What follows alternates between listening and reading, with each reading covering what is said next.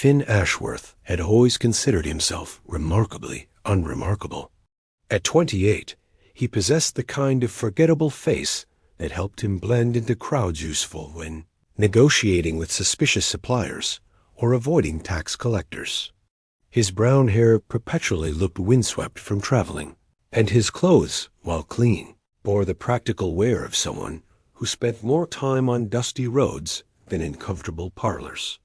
Today, however, he found himself in the most extraordinary place he'd ever seen, the Shadowmere border market, where the demon realm met the mortal world once each year for the Grand Trade Summit.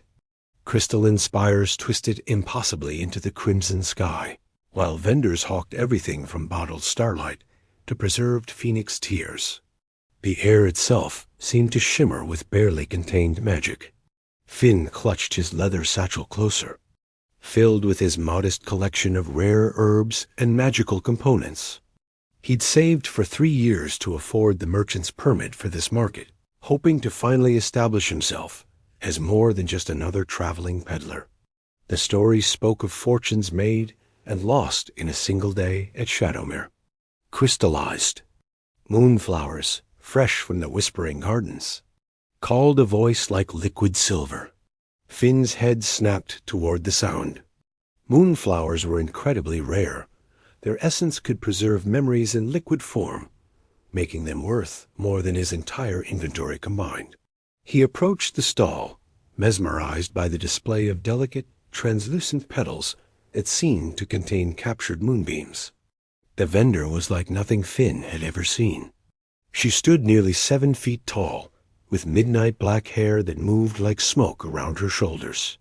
Her skin held a subtle luminescence, as if starlight ran through her veins instead of blood. She wore a gown that appeared to be woven from shadow itself, shifting and flowing with each movement. But it was her eyes that truly captured him, violet depths that seemed to hold the secrets of eternity. "These are genuine moonflowers?" Finn asked, his voice embarrassingly breathless. "Indeed, mortal merchant." Her smile revealed teeth like pearls, though Finn caught a glimpse of fangs, picked at the moment of eclipse when their power is strongest. "Would you care to examine one more closely?" Finn nodded eagerly, reaching for the crystal case containing the most beautiful specimen. The moonflower pulsed with inner light, its petals seeming to dance even in their preserved state. He'd never seen anything so magnificent. "Beautiful, isn't it?" the vendor murmured, her own hand reaching toward the case. "Absolutely breathtaking," Finn whispered, his fingers hovering over the crystal. Their hands touched. The moment their skin made contact, the world exploded into sensation. Light erupted from their joined hands, sending waves of silver fire racing up Finn's arm. The air around them shimmered and sparked, and he could swear he heard ethereal music playing. Every nerve ending in his body came alive, and for a heartbeat he felt connected to something vast and ancient and powerful. When the light faded, Finn found himself staring into the woman's violet eyes, which had widened with what looked like shock and something else, recognition, perhaps, or inevitability. "Oh," she said softly, her voice carrying a note of wonder. "Oh, this is unexpected. What just happened?" Finn managed, his hands still tingling where they'd touched. Before she could answer, the entire market seemed to shift around them. Demons of various shapes and sizes had stopped their activities and were staring at the two of them. Some looked excited, others appeared horrified, and a few seemed ready to flee. "My queen," a tall, red-skinned demon with elaborate horns, approached cautiously. "Did you just—" "Yes, Commander Voss," the woman the queen said with remarkable composure. "It would appear I have just been wed." Finn's world tilted. "Wed? We just touched hands." She turned to face him fully, and now he could see the regal bearing, the way she held herself with absolute authority. This wasn't just any demon. This was royalty, possibly the ruler of the entire realm. "I am Empress Seraphina Nightwhisper, sovereign of the Shadow Realm," she said formally. "And you, dear merchant, have just participated in the most sacred of our bonding rituals. When two souls touch while contemplating something of transcendent beauty, their fates become intertwined for eternity. But I didn't know, Finn protested, panic rising in his chest. I was just looking at flowers. Intent matters little when destiny is involved, Serafina replied, though her expression had softened slightly. The ritual has been completed. The bond has been forged. By the ancient laws of my people, we are now husband and wife. Finn sat down hard on a nearby crate, his legs suddenly unable to support him. He'd come to the market hoping to sell some herbs and maybe buy a few exotic ingredients. Instead, he'd apparently married the queen of the demons. This has to be reversible, he said weakly. Some kind of magic or ceremony, or the bond can only be dissolved by death or by mutual agreement after a year and a day, Serafina said, her voice taking on a formal tone. Until then, you are my consort, with all the privileges and responsibilities that entails. Around them, the demon court began to murmur among themselves. Finn caught fragments of conversation. Mortal consort, unprecedented, what will? A council say? Serafina raised her hand, and silence fell immediately. Announce it to the realm, she commanded. The Empress has chosen her mate. Let none question the wisdom of destiny.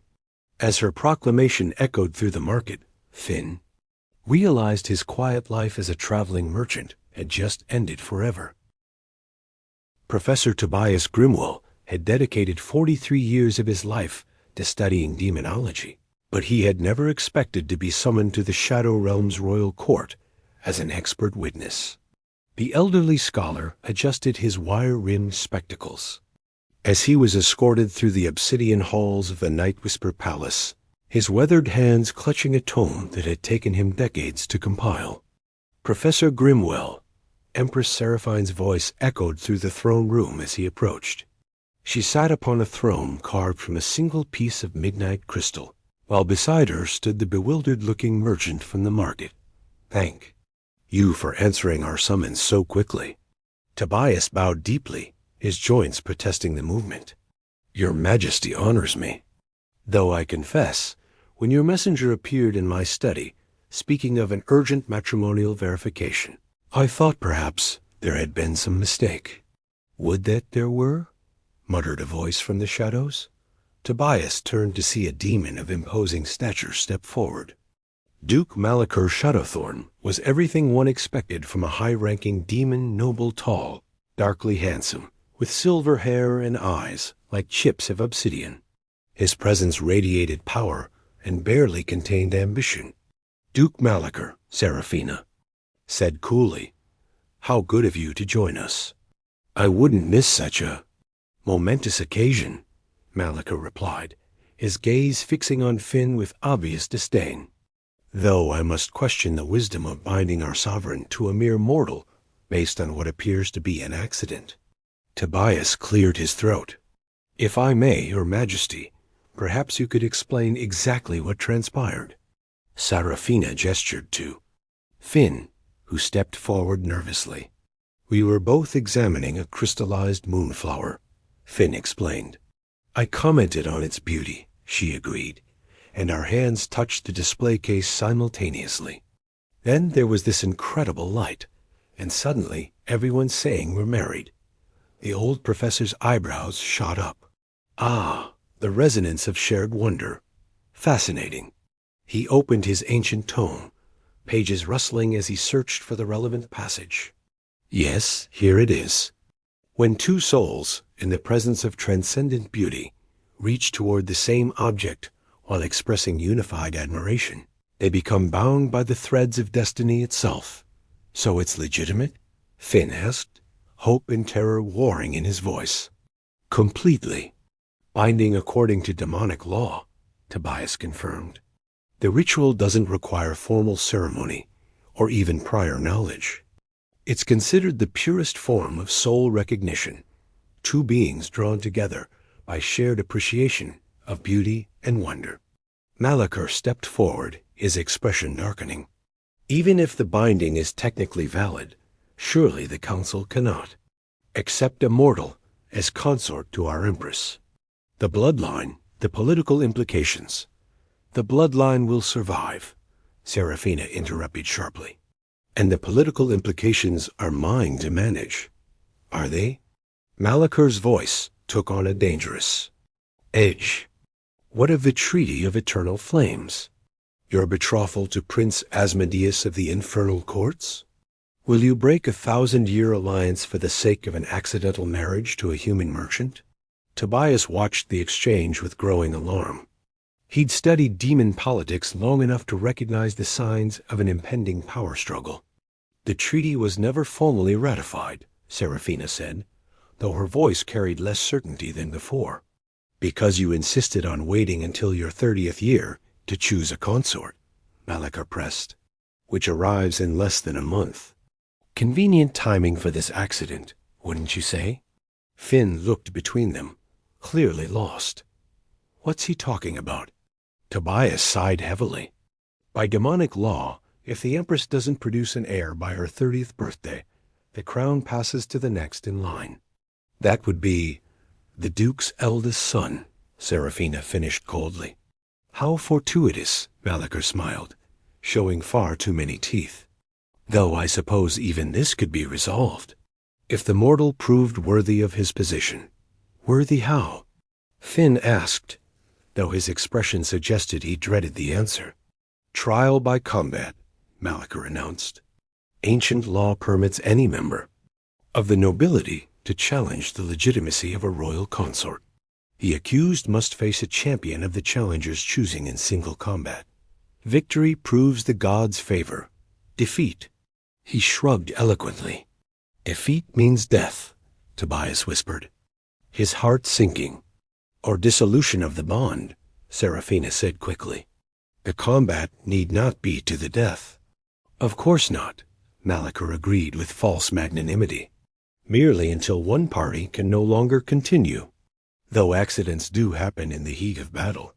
Finn sank into a nearby chair, his face pale. I'm a merchant. I've never held a sword. In my life, you have 3 days to prepare, Malaker announced. As is traditional, the trial will take place at the next full moon. He turned to leave, then paused. I do hope you'll choose your champion wisely, Duke. It would be such a shame if our new prince consort suffered any unnecessary injuries. After Malaker left, silence fell over the throne room. Tobias watched as Serafina moved to stand beside. Finn, her expression unreadable. Can the combat be avoided? She asked quietly. Tobias shook his head.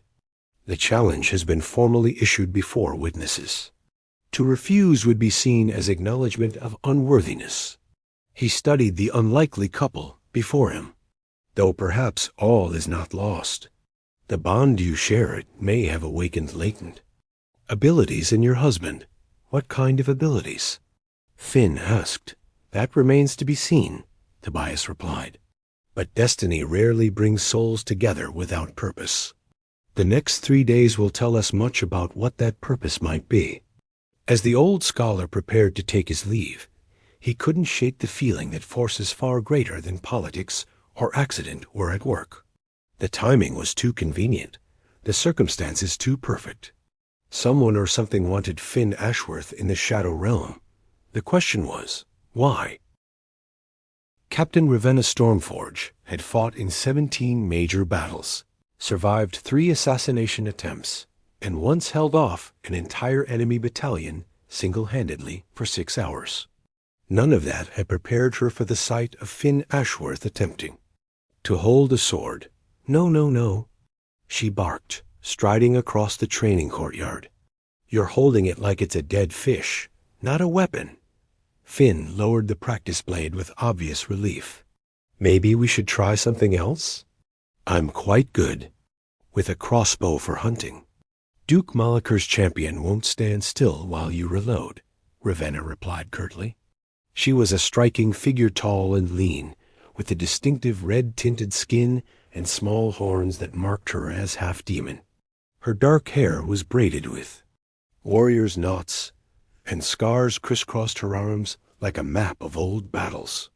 Besides, she continued, formal combat requires blade work. Now, grip it properly this time.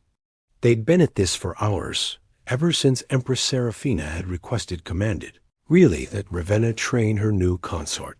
The captain had initially refused, citing more pressing military duties, until the Empress had taken her aside for a private conversation. You disapprove, Finn observed, noticing her expression. Ravenna paused in her instruction. My approval is irrelevant. My duty is to prepare you for combat. That's not what I asked. She studied him for a moment. Despite his obvious terror and complete lack of martial skill, there was something steady about Finn Ashworth. He didn't whine or make excuses, just kept trying, even when it was clear he was hopeless. The Empress has ruled alone for 8 years, Ravenna said finally. She's sacrificed everything for the realm, her youth, her happiness, her heart.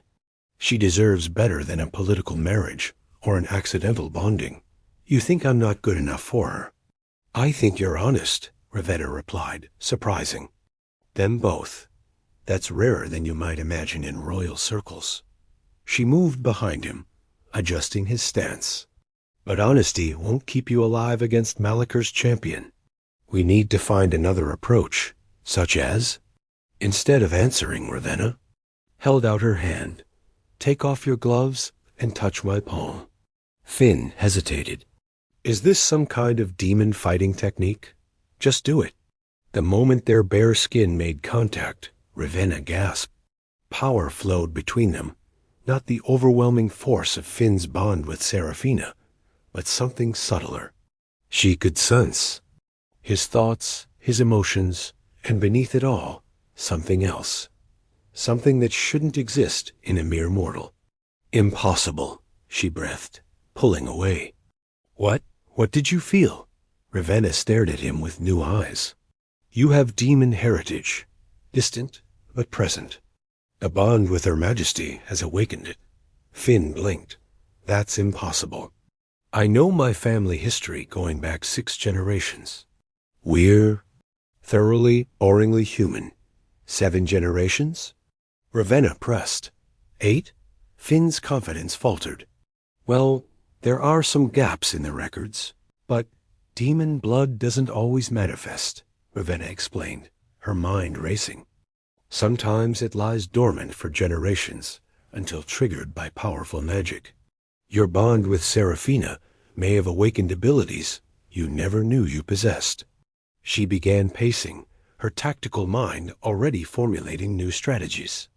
This changes everything. We can't train you to fight like a human warrior. You'll never be good enough in 3 days. But if we can awaken your demon heritage, ... How do we do that? Ravenna smiled for the first time since they'd begun training. We're going to tell you a story.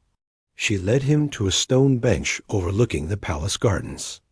The Shadow Realm's eternal twilight painted everything in shades of purple and gold, and in the distance, the crystalline spires of the city caught the light like frozen fire. 8 years ago, Ravenna began, Seraphina wasn't an empress. She was Princess Sira, youngest daughter of Emperor Dracul Nightwhisper. She was kind, gentle, and completely unprepared for the crown. What happened? Plague, Ravenna said simply. A magical disease that swept through the royal family. It took her parents, her 3 older brothers, and most of the court. Sira was the only survivor, and she was barely 22. Finn was quiet, absorbing this information. The realm was in chaos, Ravenna continued. Enemy kingdoms saw weakness and attacked our borders. Noble houses schemed for power. The people were terrified, starving, desperate for strong leadership. So, she became strong. She became ruthless, Ravenna corrected. She had to. Every show of mercy was seen as weakness. Every moment of kindness was exploited by enemies. She learned to rule with an iron fist because the alternative was watching. Her people suffer. And she's been alone all this time? Completely? She couldn't afford close relationships too dangerous politically. She couldn't trust anyone's motives, because everyone wanted something from the Empress. Until now. Finn looked up at the palace, where Serafina waited. I don't want anything from her. I didn't even know who she was when we met. Exactly, Ravenna said. That's why the bond worked. That's why you might actually be able to save her. From what? From herself. From the loneliness that's eating her alive. From becoming so hard that she forgets who she used to be. Ravenna stood, her expression fierce. But first, you have to survive long enough to matter. So let's see what this demon blood of yours can do. For the next 2 days, they worked with a different approach. Instead of traditional weapons training, Ravenna focused on awakening Finn's latent abilities. They meditated together. She told him stories of his possible demon ancestors. And slowly, very slowly, things began to change. His reflexes quickened. His strength increased. Most importantly, he began to sense things, the movement of air around an opponent, the subtle shift in balance before an attack, the emotional state of those around him. Better, Ravenna acknowledged, as Finn successfully blocked her practice strike for the first time. But you're still thinking too much. Demon combat is about instinct, not technique. Easy for you to say, Finn panted. You've had years of training. I've had years of war, she corrected. Training is what we're doing now, learning to trust your newfound abilities instead of fighting them. As the sun set on their final day of preparation, Ravenna felt something she hadn't experienced in years. Hope. Finn would never be a great warrior, but he might just be something more valuable, a good man with enough power to protect what mattered to him. One last lesson, she said as they prepared to leave the training ground. Tomorrow, when you face Malakur's champion, remember this. You're not fighting for your life or even for your freedom. You're fighting for the right to help the woman you love remember how to be happy. Finn nodded solemnly. And if I lose? Then you'll die knowing. You gave her 3 days of hope, Ravenna replied. Sometimes that's enough. Sir Darius Ironbane had killed 17 men in single combat, conquered 3 kingdoms, and served as champion for 5 different noble houses. Standing in the arena's waiting chamber, polishing his ancestral blade, he reflected that none of those achievements had brought him the peace he sought. The arena itself was a marvel of demonic architecture carved from living obsidian that pulsed with inner fire, surrounded by tiered seating that could accommodate thousands of spectators.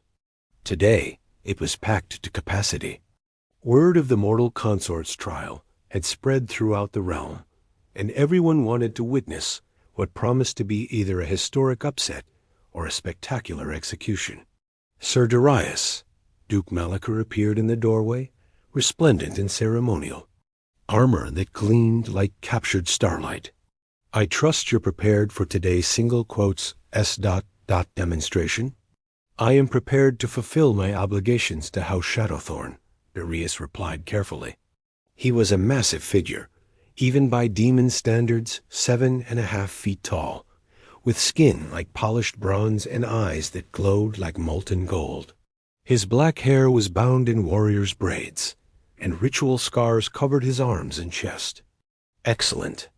Though I hope you understand the delicate nature of this situation. The mortal's death should appear accidental, a tragic result of his own inadequacy, rather than deliberate execution. Darius continued polishing his sword without looking up. The combat will be conducted according to the ancient laws.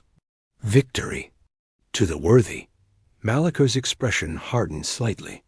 Of course, though one wonders how worthy a mere human merchant can truly be, it would be a kindness to end his suffering quickly. After the Duke left, Darius allowed himself a moment of doubt. He had accepted Malakur's patronage after his own house fell to political intrigue, but he was beginning to question the wisdom of that alliance. There was something unsavory about this entire affair, too calculated, too convenient. A commotion outside drew his attention. Through the narrow window, he could see the royal procession entering the arena. Empress Seraphina walked with regal bearing, her midnight gown trailing behind her like liquid shadow. Beside her, looking pale but determined, walked the human who had somehow bound himself to the most powerful woman in the realm. Finn Ashworth was smaller than Darius had, expected perhaps 6 feet tall, with the lean build of someone who worked with his hands rather than weapons. His brown hair was neatly combed, and he wore simple combat leathers that had obviously been hastily fitted. What struck Darius most, however, was the complete absence of arrogance or false bravado.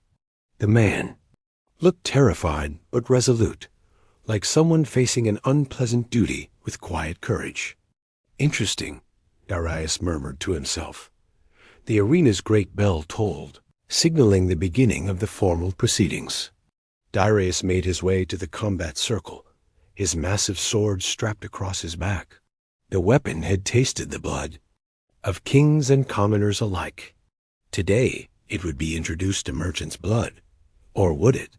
Empress Seraphina took her place in the royal box, her expression as cold and distant as carved marble. But Darius, trained to read opponents and allies alike, caught the slight tremor in her hands, the way her eyes never left her accidental. Consort, whatever the nature of their bond, it had grown beyond mere magical compulsion. Citizens of the Shadow Realm. Duke Malaker's voice boomed across the arena, magically amplified. Today we witness trial by combat to determine the worthiness of our Empress's chosen consort. The crowd roared its approval. Bloodsport was always popular, and this had the added spice of royal scandal. Sir Darius Ironbane, champion of House Shadowthorn, challenges the legitimacy of this union. Malachar continued, "Let the gods judge who speaks truth." Finn entered the circle from the opposite side, carrying a simple longsword that looked comically oversized in his hands. He offered Darius a nervous nod, a gesture of respect that surprised the veteran warrior. "I don't suppose," Finn said quietly, as they faced each other, "that we could settle this with a game of cards instead?" Despite himself, Darius smiled.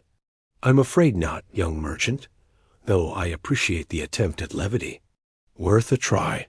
Finn raised his sword with obvious unfamiliarity. "For what it's worth, I don't blame you for this. I know you're just doing your duty." The words hit Darius like a physical blow. When had anyone last spoken to him of duty without expecting him to sacrifice his honor for their ambition? "Begin!" Malachar shouted. Darius attacked immediately, but pulled his strike at the last moment. Instead of the killing blow he could have delivered, he aimed for Finn's sword, intending to disarm him quickly and end this farce with minimal bloodshed. Finn's blade met his with a ring of steel that sent vibrations up both their arms. More surprisingly, the human didn't stumble or fall. He absorbed the impact and immediately riposted with a strike that, while clumsy, showed genuine instinct. They circled each other warily. Darius was beginning to understand what Captain Stormforge had seen in her hasty training. The merchant had awakened demon heritage, probably very ancient, but present enough to give him enhanced reflexes and strength. "You're stronger than you look," Darius observed, deflecting another attack. "Recent development," Finn panted, "along with being married to the Queen of the Demons. It's been an unusual week." Their blades met again, and this time Darius felt genuine resistance. Not enough to threaten him. He was still vastly superior in skill and experience, but enough to make this interesting dot as they fought. Darius found himself studying his opponent more carefully. Finn wasn't trying to impress the crowd or prove his superiority. Every strike, every parry, every desperate dodge had one purpose: survival. But not survival for its own sake survival, so he could return to the woman watching from the royal box. The realization struck Darius like lightning. This man was genuinely in love, not with the power or prestige of marrying an empress, not with the political advantages or magical benefits of the bond, but with Seraphina herself. In 3 days, somehow, this accidental marriage had become something real. Darius had seen enough political marriages, enough unions of convenience, enough relationships built on mutual exploitation to recognize the genuine article when he encountered it. This mortal merchant, facing almost certain death, fought not for glory or honor, but for the simple right to love and be loved in return. That was the most noble thing Darius had witnessed in years. Their next exchange was more intense, fins growing, desperation lending speed to his attacks. He was learning, adapting, drawing on instincts he didn't know he possessed. But he was also tiring, and they both knew this contest could have only one outcome. Unless Darius made his decision in a split second. As Finn lunged forward in what was clearly meant to be a final desperate assault, Darius stepped into the attack instead of away from it. Finn's blade, aimed at his chest, slid harmlessly along his armored side, while Darius allowed his own sword to slip from suddenly nerveless fingers. He fell backward, clutching his side as if mortally wounded, his sword clattering away across the arena floor. The crowd fell silent in shock. Victory to Finn Ashworth, the arena master declared, his voice betraying his own amazement. Finn stood over Darius, his sword trembling in his hands, looking as surprised as anyone. "Are you defeated?" Darius said loudly enough for the crowd to hear. Then, more quietly, "Well fought, young consort. May your love prove as strong as your sword arm." As Finn helped him to his feet, another gesture that surprised and touched the old warrior Darius caught sight of Duke Malaker's expression. The noble's face was a mask of barely controlled rage, but he was trapped by the very laws he had invoked. The combat had been witnessed by thousands. The result could not be disputed. "It seems," Darius announced to the crowd, "that the gods favor true love over political convenience." The arena erupted in cheers as Empress Seraphina descended from the royal box to embrace her victorious consort. For the first time in 8 years of rule, she smiled, truly smiled in public. Darius gathered his weapons and prepared to leave, but Finn's voice stopped him. "Sir Darius," the merchant called. "Thank you." "For what?" Darius replied, though they both knew the answer. "For showing mercy to a foolish mortal who got in over his head." Darius studied the couple before him, the feared empress allowing herself to show vulnerability. The merchant who had faced impossible odds for love and felt something he hadn't experienced in decades. Hope for the future. "Perhaps," he said quietly, "it is you who have shown mercy to an old warrior who had forgotten what honor truly means." As he walked away from the arena, Darius began planning his departure from Duke Malaker's service. It was time to find a more worthy cause. Empress Seraphina Nightwhisper stood alone on the highest balcony of her palace, watching the twin moons of the Shadow Realm cast their ethereal light across her domain. 3 days had passed since Finn's unlikely victory in the arena, and the realm buzzed with excitement over their unconventional love story. But tonight, as midnight approached, she faced the most difficult decision of her reign. Below in the courtyard, she could see Finn tending to the wounded soldiers who had returned from the border skirmishes with the infernal courts. He had insisted on helping with their care, despite protests that such work was beneath the dignity of an imperial consort. Even now, exhausted from hours of mixing healing poultices and changing bandages, he continued his gentle ministrations. "Your Majesty," a familiar voice spoke from the shadows. Seraphina didn't turn. "Professor Grimwell, I wondered when you would appear." The elderly scholar stepped into the moonlight, his weathered face grave. "I bring news from the Council of Realms. Prince Asmodeus has formally protested your marriage, claiming violation of the Treaty of Eternal Flames." And their response? They offer a compromise. Dissolve the bond with the mortal, marry Prince Asmodeus as originally planned, and they will overlook this ... irregularity. The alliance between our realms will stand, trade will continue, and there will be no war. Seraphine's hands tightened on the stone balustrade. And if I refuse? Economic sanctions, isolation, possible military action if they can build a coalition. Tobias moved to stand beside her. Your Majesty, I must ask, is this mortal worth risking everything you've built? For a long moment, Seraphina was silent. Then, unexpectedly, she laughed a sound rich with genuine mirth that Tobias hadn't heard from her in years. Do you know what he said to me yesterday? She asked. After the healing session, when I suggested he might prefer less common pursuits, he told me that fixing broken things, whether they're machines or people, was what made him happy. That seeing something work properly again was worth any amount of effort. She turned to face the professor, and he was startled to see tears glittering in her violet eyes. Tobias, I have spent 8 years being the empress my people needed. I have been strong when I wanted to weep, ruthless when I preferred mercy, alone when I craved companionship. I have sacrificed every dream, every desire, every piece of my heart for the good of the realm. And you have been magnificent, Tobias said gently. I have been empty, she corrected. Until 3 days ago, when a bumbling human merchant touched my hand, and suddenly I remembered what it felt like to be Sira instead of just the Empress. But the consequences will be what they will be. Seraphine's voice grew stronger, more certain. I have given my people 8 years of my life. Is it so wrong to want something for myself? Before Tobias could answer, footsteps echoed from the stairway leading to the balcony. Finn appeared, looking tired but content, carrying a tray with 2 cups of steaming tea. I thought you might be hungry, he said simply, offering her one of the cups. The kitchen staff said this was your favorite blend.